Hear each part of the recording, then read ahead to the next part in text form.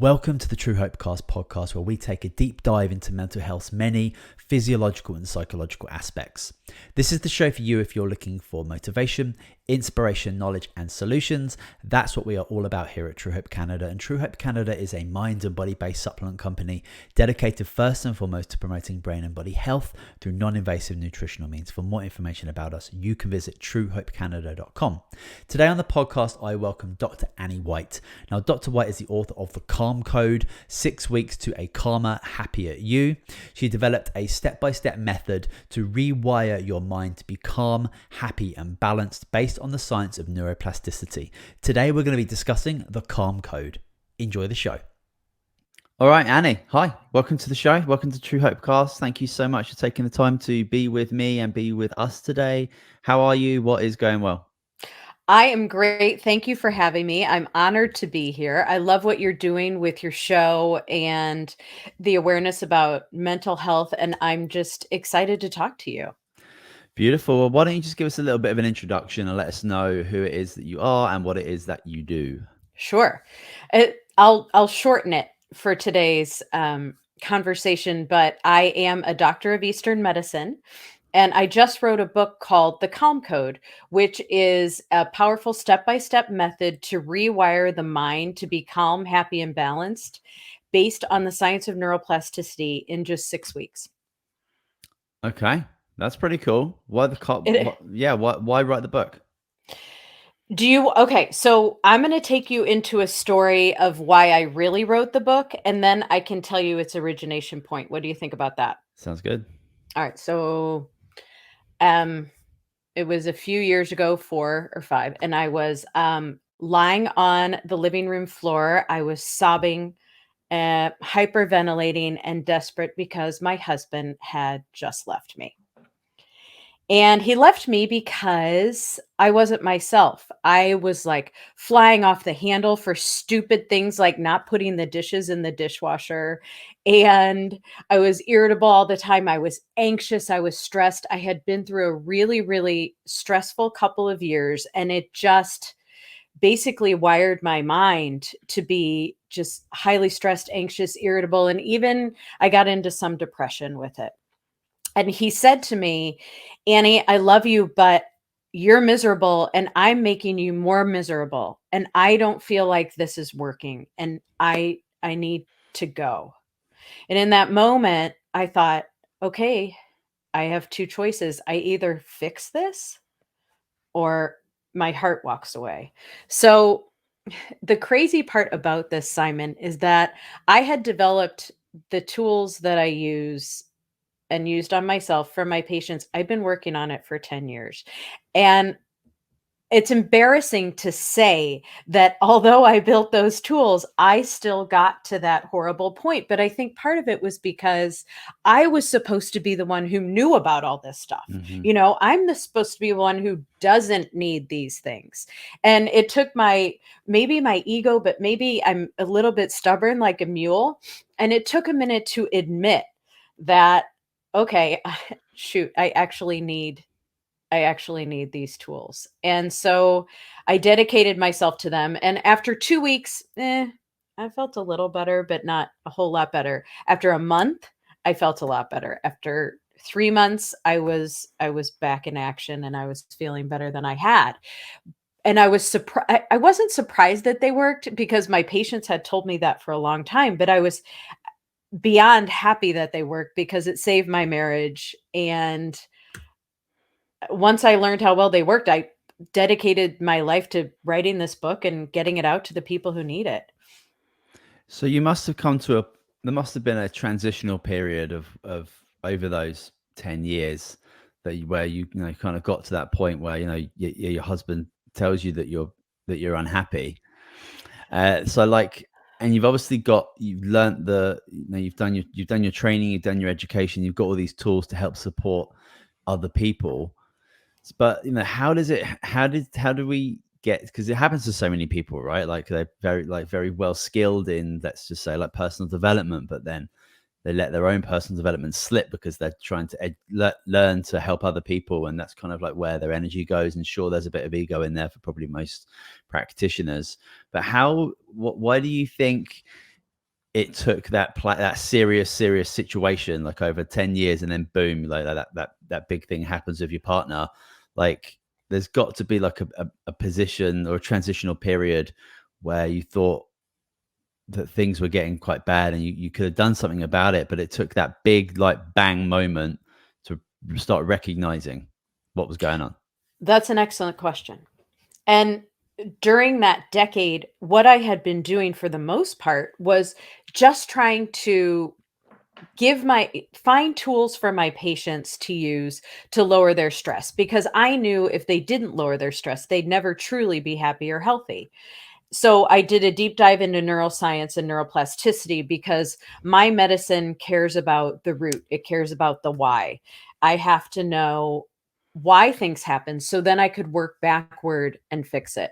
And when I found neuroplasticity, I knew I was onto something. And that states that our minds are wired with every thought we think, right? And every action, every strong emotion. And once I figured that out, it occurred to me, okay, well, that's why people get more and more and more and more and more stressed over time, right? Because their mind, with every worrisome, tense, stressful thought, wires, and negativity's in there too. And we can talk about that in a second and why, because it's part of our stress response. But I saw that in my office and I developed my tools because I wanted to help my patients. But then I myself, over a 2-year period, went through a really, really, really stressful time myself. We moved and my dad was dying over a period of 8 months, and I got so stressed.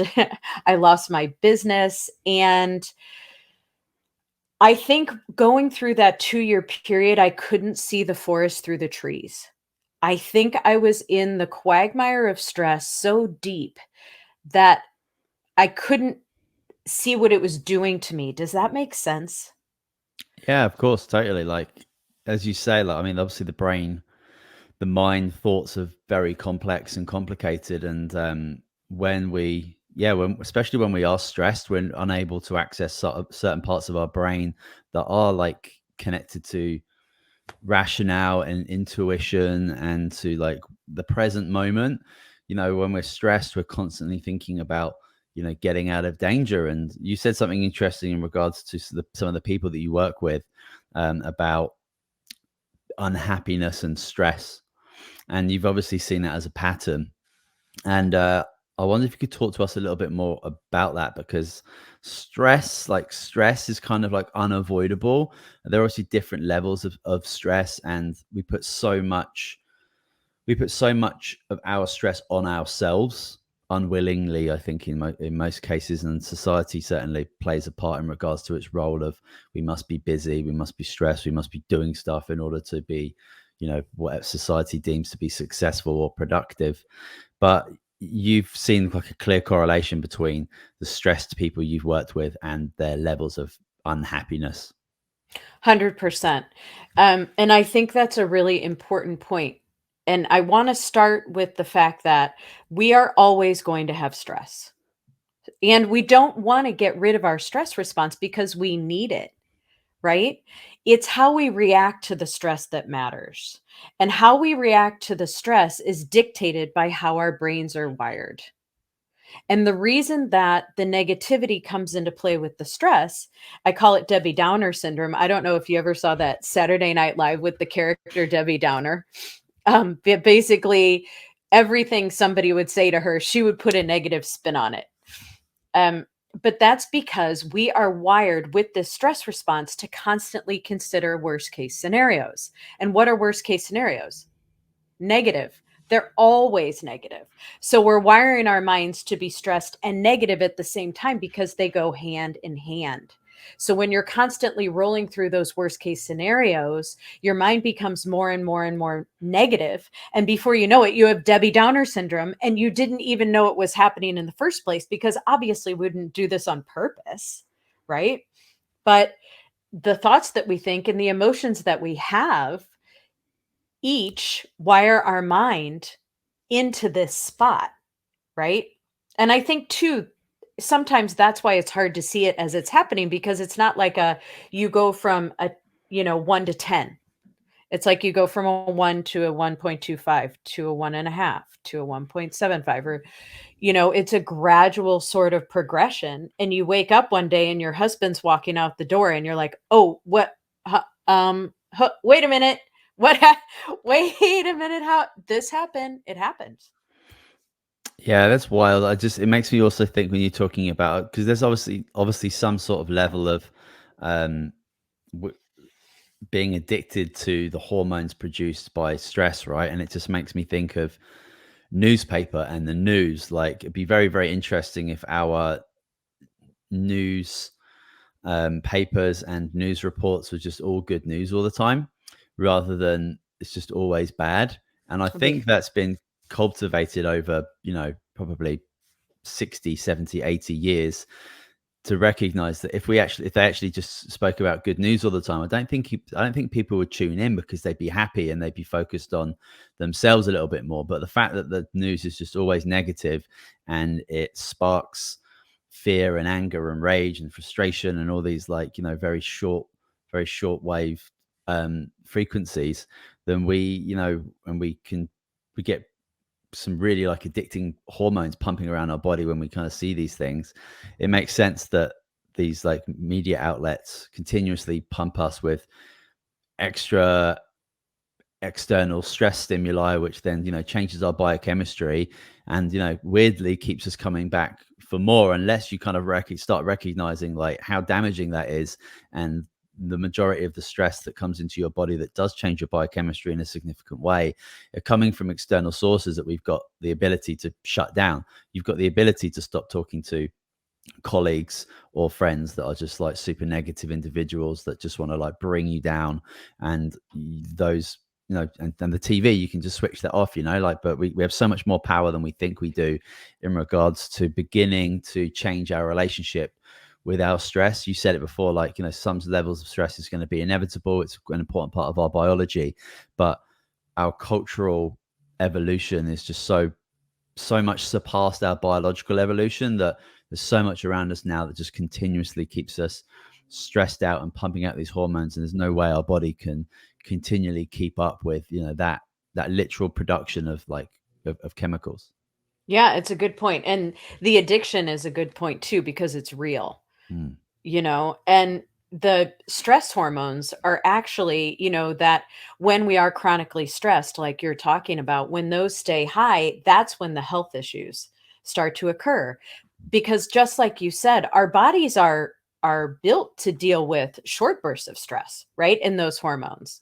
But when we have ongoing high stress and ongoing high hormones, like you were saying, our body thinks we're choosing to live in a neighborhood filled with saber-toothed tigers. It thinks we're just a weirdo. It doesn't understand. It's like, oh, I don't know what this girl has going on, but she likes the danger, And it's just like you're saying, it is addictive. And of course media knows that, and so do people who make, scary movies. And I'm not trying to diss scary movies. You watch one scary movie, it's not the end of Sure. the earth. But like you're saying with the news, if you're watching this 2-3 times a day, how are you wiring your mind? Well, you're wiring your mind to be more stressed and negative every single time. And they don't tell you that part, No. right? It's just like for so long, people didn't find out cigarettes were bad for them. And those were addictive as well, weren't they? So, and I think we need the news on a certain level. But I think when you meet the news with a balanced mind, and when it's not, like you're saying, an addictive sort of nature that you're going to it, multiple times a day for extended periods of time, that that it becomes detrimental to people. Yeah, I mean, it can be just. I mean, it's so difficult to actually find a news story or a news source that actually kind of, like, has all the facts and all the context, and then allows you to actually engage your rational mind to actually kind of make your own decision about it. It's like let's fear is the ultimate goal of this article. Anger or rage or frustration is the ultimate goal of this segment, right? So it's kind of like the how you're going to respond to it has already been decided by, like, the production team. So it's just like, yeah, it's just kind of it's all nonsense. But we could talk about that all day. But That's right. I want to talk about Eastern medicine and you're training your practice, because we have this Western culture that is really new. It's super messed up in many ways in regards to our ability to go internally to do some healing work, in regards to like meditation and yoga and acupuncture, all these like ancient Eastern traditions that have been around for so long, all practices in self-care that's going to help us regulate our nervous system. And they clearly recognize that, like, 5,000 years ago. So there was clearly stresses involved in those civilizations before, right? Like very different to what we experience now. But they had the intuition to recognize that they have to take care of their nervous system and their body and their biology, because the world is a scary place, but we develop and we become better individuals, better families, better communities, better civilizations by using, the more rational intellectual parts of our brain, rather than being in a reptilian scared brain all of the time. So can you tell us a little bit about some of the more traditional Eastern medicine practices, and maybe you can touch on kind of like where the Western world has like massively gone backwards? Yes. I mean, I think you made an important point that this type of medicine has been around for 5,000 years. So has meditation. So have these, yoga and practices of that nature. And I always say nothing that doesn't work sticks around for 5,000 years. Right? There's a reason that this stuff is still around. And I'm a proponent of Western medicine too, because we need both. You're having a heart Mm-hmm. attack, you don't call me. You break your arm, I got nothing for you. You need a surgery, I'm not your girl. But what Eastern medicine does that's different than Western medicine is it focuses on health. So the ancient doctors were only paid when their patients were healthy. If their patients got sick, they didn't get paid for that amount of time, which I think is really interesting. And another interesting point of Eastern medicine is it's not symptom focused, right? I touched on this a smidge earlier, but it's focused on getting to the root cause of the issue, because when you solve the root cause, the symptoms go away. And that's where pharmaceuticals fall down a bit, because pharmaceuticals are about alleviating symptoms, which is important temporarily. And if you use pharmaceuticals for a short period of time, they can be great. But if somebody says, use this pill for the rest of your life for this symptom, the body reacts poorly. And that's where you've got all these side effects coming into play, right? But so for instance, one role of acupuncture is to rebalance the body and rebalance the systems, right? And so when you use symptoms as guideposts to say, okay, this is where this body is out of balance, and you use modalities to get that body back into balance, the symptoms go away. Now, Eastern medicine, in particular, traditional Chinese medicine, uses acupuncture, herbs, nutrition. Um, I would prescribe meditation to my patients, and there were some takers and some not, but meditation and mindfulness as well. Beautiful. Yeah, I've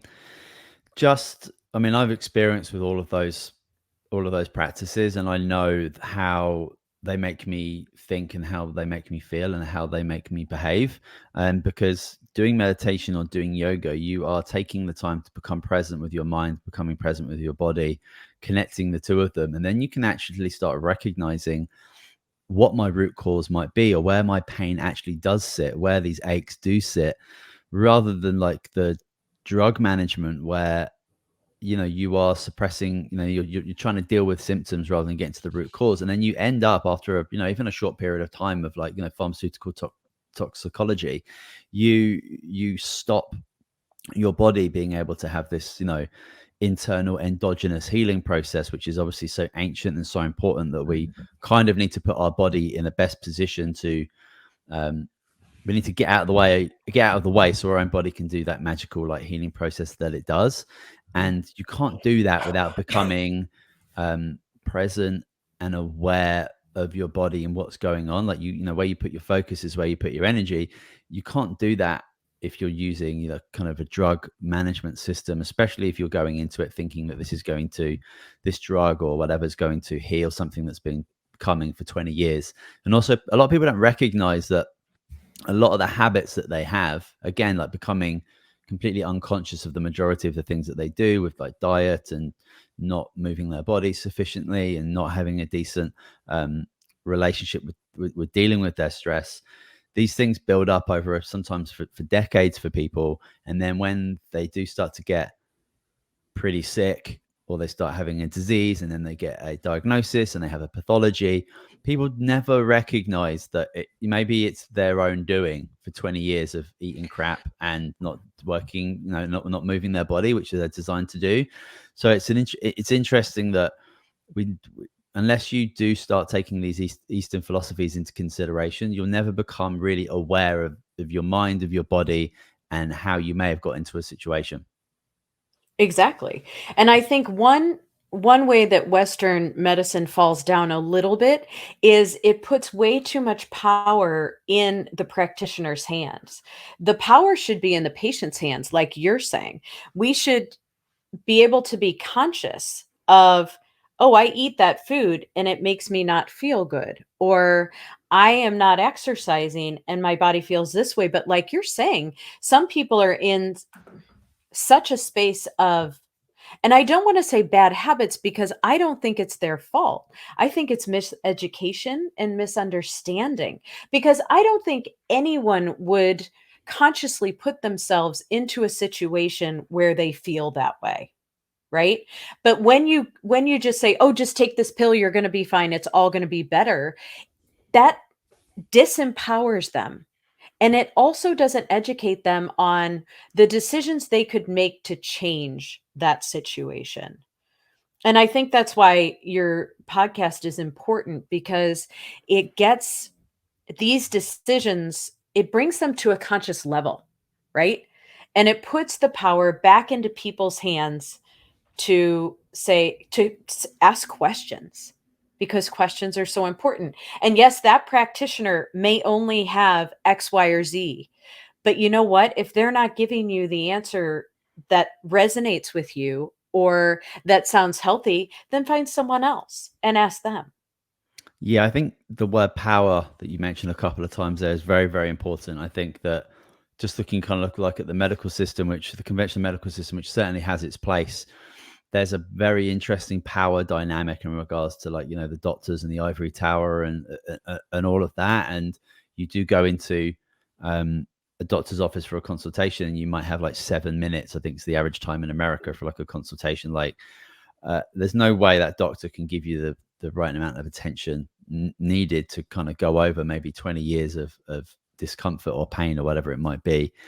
So difficult to do that. So like those individuals, those patients go in there and they really don't have the power or time to ask questions or like become part of the process. It's literally like, tell me what you're going through, and then the doctor's going to prescribe something, and we unfortunately give up that power when we just accept whatever comes out of the doctor's mouth. And sorry, just one more thing. Yeah, I think a big thing for me is the responsibility piece. Like I think that we do such an appalling job, especially with kids and in school, to teach them about responsibility, and not just about being responsible within your classroom or you're within your family or within your community, but also being responsible for yourself and your own actions, and becoming massive part of the healing process, and being part of the doctor's conversation, and being part of like your own health journey. We do a really poor job of that. And for most of the time, it takes like trauma or tragedy or something really bad to happen before people start self-reflecting and realizing, okay, no one's going to do this but me. And for a lot of people, they can be in a really, really, really bad place when they have that realization. That's right. And I want to be careful saying that I feel like it's a system, and it's not the doctor's fault, because I have a lot of friends who are doctors and they're doing their job. They're doing, they're trained to, they have a certain toolbox, right? And they're trained to just use those tools. They prescribe those tools. So we become a society that's just dependent on those tools. And we've been trained that way. They've been trained that way.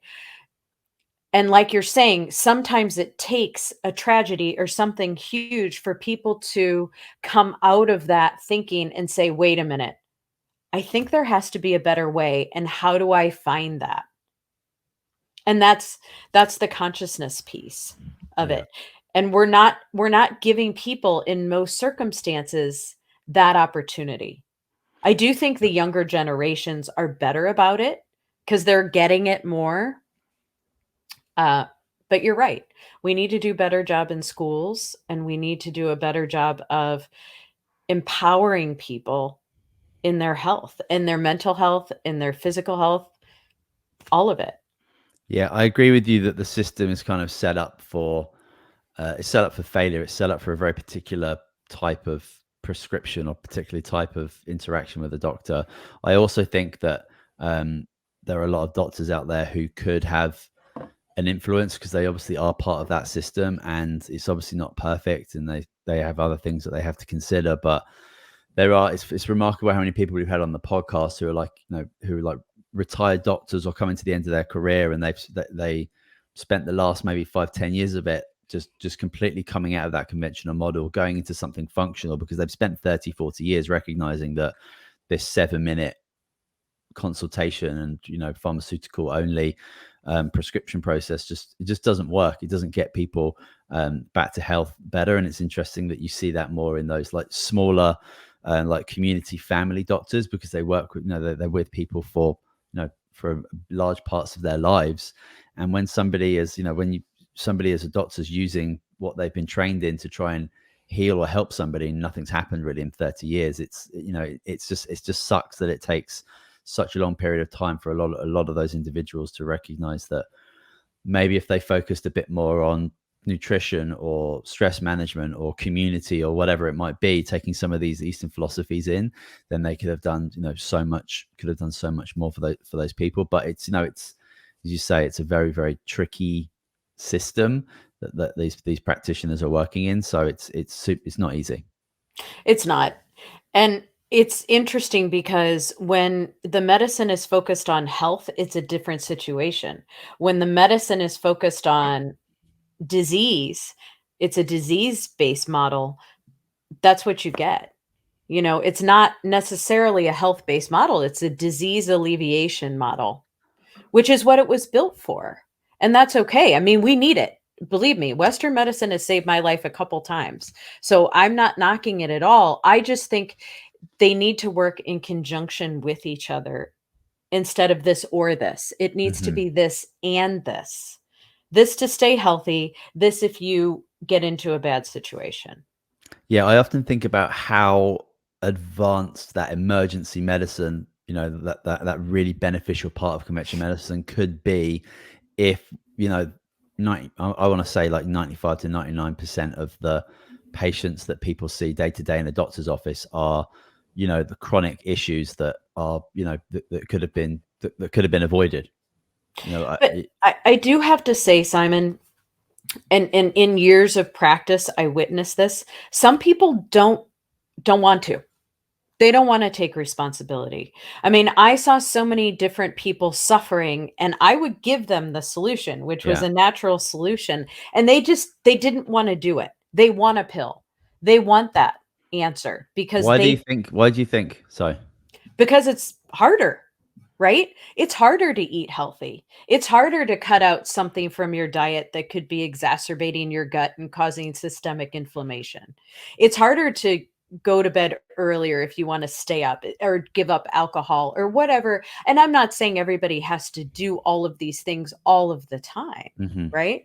But some people just don't want to.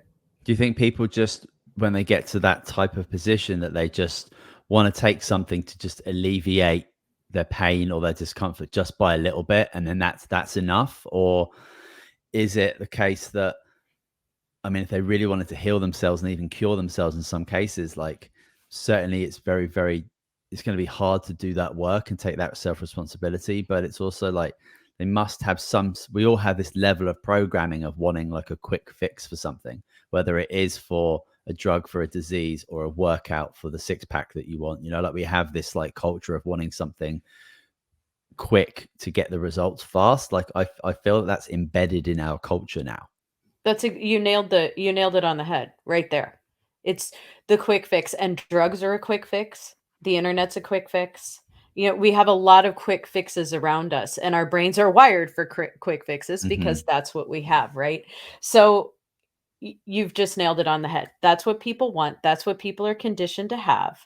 And if you tell them that it's going to take them, like even in my book, I say it takes 6 weeks because natural things take time. I always tell my patients, you can't plant tomato seeds and eat the tomatoes that night for dinner. That is not how nature works. Nature takes its time, right? But if you're working with nature, which we are an integral part of, aren't we? Inextricable part of, then that's the only true way to change and heal. Because if you're going against nature, you have that quick fix, but nature doesn't work that way. Nature doesn't understand that. And so, like we were talking about earlier, you get the cascade of side effects. You pay a price. Yeah, I think the word quick fix is, I think we should reword that, because I don't think we're really fixing anything, even. That's true. Yeah, so it's interesting that we even word it like that when it's not really a fix. And it can take I mean, it's going to take so much hard work to like cure yourself of something that's taken you so long to get to. And I talk about that with my nutrition clients, is the fact that, listen, okay, you've got all these symptoms and you've been eating and doing all these, you've had all these habits for 20 years. Like, do you think that it's going to take like a week or 2 weeks? How long do you think it's going to take to like redo the kind of damage that's been caused here? And a lot of people don't necessarily think about it that way, because they don't think like what they did in their 20s or in their 30s is affected them now in their 40s. They feel like, oh, it's their genetics, or it's just like bad luck, or it's just like an age related thing that they've succumbed with, like maybe these digestive issues and this pain. So it can be very, very difficult for people to like even take self-responsibility for stuff that's like in the past and doesn't really matter anymore. Like, it's like, okay, you did your thing stuff when you were 20 and 30. You can't change any of those things, but like you can do something about it now to start feeling like a little bit better and a little bit better. There must be some deep psychological things going on for people where, yeah, we desire this quick fix, but we can't really like sit down and be rational and recognize that that's actually gonna like do anything and deal with 20 years of pain. Yes. And in addition to that, it's like short-term satisfaction versus long-term satisfaction, right?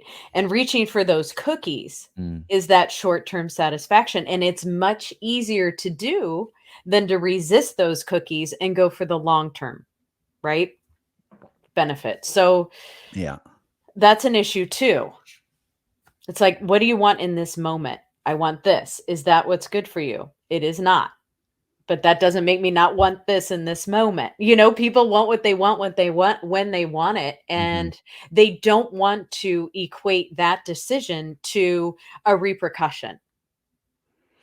Totally. No, that's something that's actually come up for me in the last like few months in regards to how I personally like motivate myself to make like, I want to say, good decisions most of the time.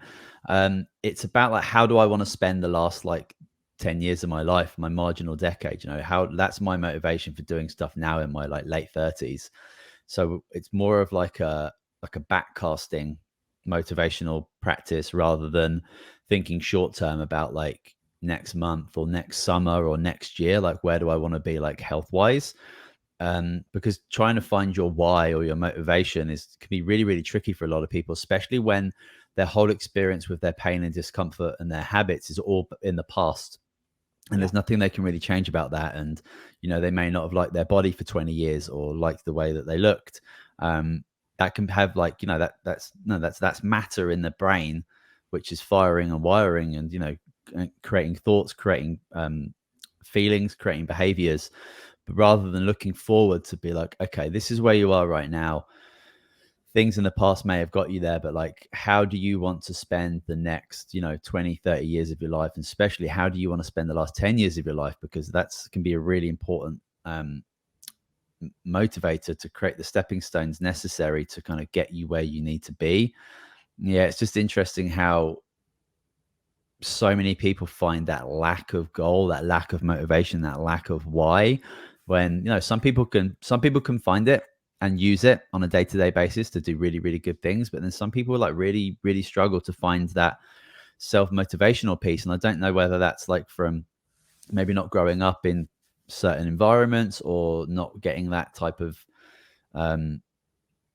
motivation or responsibility in school. I don't know. It's just like deeply psychologically interesting that people are wildly so different. We all experience pain and anger and depression and anxieties, but some people want to like do the work and some people don't. Well, and I think we have a lot of people who are in happy denial. They're in happy denial that the decisions that they're making today are going to affect them when they're 80, right? But they are. Yeah. And they do. Unless you have a huge major turnaround. Mm. But like you're saying, we are a conglomeration of all of our years. It's not like, oh, I'm just this month. I'm just last month. No, I'm 51 years of choices. Mm-hmm. That's what I am sitting right here in front of you. And I've made a lot of good ones and I've made some bad ones. But a lot of people just don't want to either believe that or even let it come into their consciousness because it's harder work, I think. And I think we're conditioned. And I love when you said earlier, we need to eliminate this quick fix thing because it is not a fix. We need to say, I don't even know how we term this, like quick decision, quick choice, quick, I don't know. And maybe I think even quick as well is a bad word. It's just like, I don't know what quick is an interesting word too. Yeah, it is. And it's not a fix, but I digress. But I think you're right. I think that people do have a hard time making decisions in the present moment that affect their long term. Yeah, it can be a lot tricky for people to just even find the motivation to maybe do some good things for themselves, like tomorrow or the next day. Like we talk ourselves out of quite remarkable things that we know can just do so much for our health, our health span, our lifespan, etc. I want to talk about neuroplasticity a bit because you work with rewiring, helping people rewire their minds to become more balanced, become happier and calmer. Yes. So how do we get to a position where we have brains that are wired for unhappiness and erratic natures and being out of balance? Good question. Can I give you an analogy? You may. Okay. So you just got a new job, okay? You are in charge of routing airplanes at American Airlines, okay? Not in charge of the snacks. Don't care if the seats are comfy. You're just wiring. You're just routing the planes, okay? And in our analogy, the travelers are your thoughts, and the flight patterns are the neural networks, neural pathways in the brain. And neural means nerve, and nerves are interconnected in your brain and they make up these pathways, okay? So, your boss just called and your boss said, okay, Stressville is hot. Everybody's going to Stressville. We need to make as many flight paths and connections to Stressville as possible so we can get all of our travelers there, right?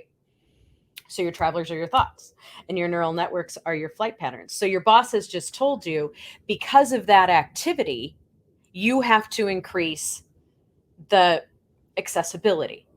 Okay. So all these travelers are going to Stressville. They're loving it. It's trendy. It's hot. It's happening.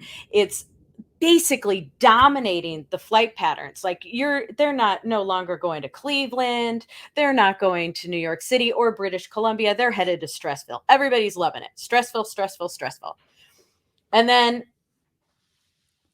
where are your flights scheduled? I don't know. Most of them are scheduled to Stressville, aren't they? Okay, right, yeah. So then if somebody wants to go to Calm Town, right? They go online, they look for, oh my God, it's really hard to find flights to Calm Town because everything's going to Stressville. But if you want to go to Stressville, it's really easy because you just log on, like, oh my God, everybody's going to Stressville has so many options, right? And this is how your brain gets wired. And it's unwittingly done because we would never do this on purpose. But just like every traveler that wants to go to Stressville helps those flights become more frequent, get more connections, and the synaptic connections are the connections between the nerves that you have to make, right? Which is you have to make your connections between the flights. Is this making sense? Oh yeah, it's great. Okay. So when that happens in your mind over time, your thoughts are dominated to Stressville. So something even remotely stressful comes up, bang, you're in Stressville before you can say Bob's your uncle. You don't even know what happened. Like you're fretting that your, third grader's report card can mean she's going to be a pole dancer at a dive bar in Queens before you even know that you've had a thought about it, right? So if your brain is wired that way, that's what most of your thoughts are going to be. It's easier. But what if things changed? Okay, your boss calls and says, I do not know what's going on, but everybody now wants to go to Calm Town. They want to think calm and happy thoughts. Well, you would have to make more flight connections and flight pathways to Calm Town, and then that would become dominant. So then when that stressful thought comes up, right, you go online, you're trying to schedule a thought, it can go quicker to Calm Town than it can to Stressville. Does that make sense?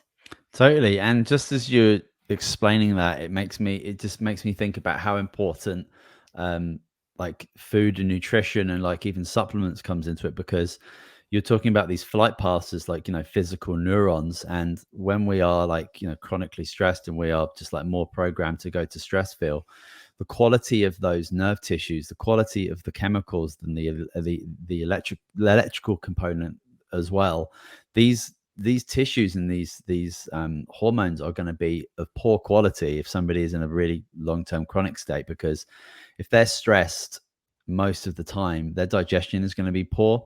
They're going to be unable to like break down the individual nutrients necessary to create tissue and create hormones and proteins and using amino acids, etc.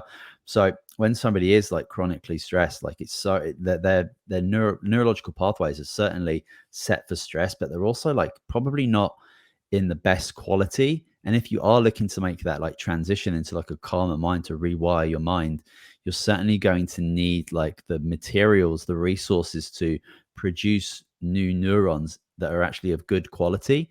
There's, we that they're made of so many different things, and if we don't have the resources coming in through nutrition or from a micronutrient supplement, then you're gonna struggle to transition to making good quality brain tissue.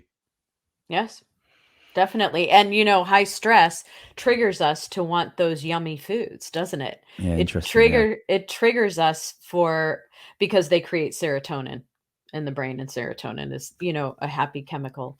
So, but yes, of course. And as your digestion deteriorates, because chronic high stress, well, stress shuts down the digestive process, doesn't it? Right? Because stress shuts down anything not absolutely necessary for survival. So if it's shutting down the digestive process, you're not getting the nutrients that you need. And you're right.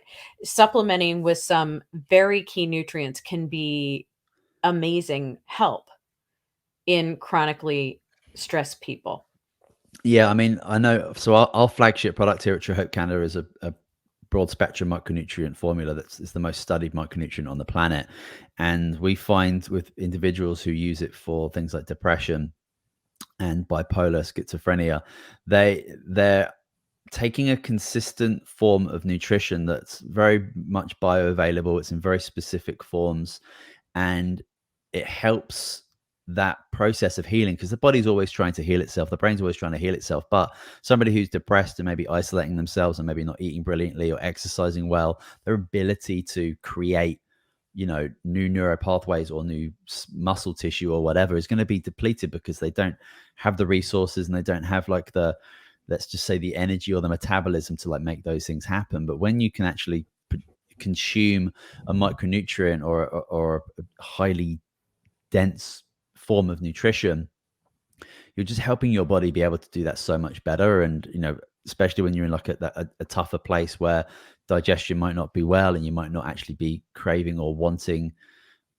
those types of healthy foods that are going to be able to get you there, taking a supplement that's just like an easy thing to take that can kind of get going right away can be such a helpful thing in that like transitional process of healing. Right. And I would venture to say that doing specific activities to rewire your mind at the same time is critical, because if you don't change your thought patterns, you're not changing that circumstance. It's like you're not rewiring and rescheduling things to go to calm town. You're just continually living in Stressville. So I think both are really, really important. Yeah, I completely agree with you. Yeah, having the practice as well. You can't just take something and expect everything to heal up. But a lot of people can, when they start taking like when they start putting good nutrition into their bodies, it can kind of like lift the veil a little bit and allow them to start thinking different thoughts rather than kind of like the more negative, darker thoughts that just like circulate and ruminate and like fire and wire like more consistently. Yeah, and I'm not trying to be cheesy and plug my book, but that's why I love my book, because it gives you exact times to do it, how long to do it, exact exercises to do. It's very, very, very detailed, because when your mind is wired towards stress, those stress pathways are like the Incredible Hulk, and they take over just as fast, right? So you need designated time and designated exercises to be able to start that rewiring. That makes a heck of a lot of sense. Where can people connect with you and maybe get a copy of the book? The book is on Amazon. It's called The Calm Code. And I really wasn't just trying to plug it right there, I promise you. But that's perfect. And I'm at dranniewhite.com, and doctor spelled DOCTOR. Awesome. That was really cool. I really appreciate you coming on the show and talking with me today. I think it would be great to get you back on to talk about some of the other topics that we just kind of brushed over on today, especially with the Eastern medicine piece. I think the more that we get to, the more we can talk about these ancient practices, looking back throughout history and looking at these ancient wisdoms is very, very vital to the progression of our species, in all honesty. So thank you very much, Annie, for coming onto the show. I really, really appreciate your time today. Thank you so much. I so enjoyed being here, and I love what you're doing. So thank you. Beautiful. Well, I'll make sure to put connection links for Annie in the show notes today. If you've not subscribed yet, consider doing it. Leave us a review on iTunes. And that is it for this episode of True Hope Cast, the official podcast for True Hope Canada. We'll see you next week.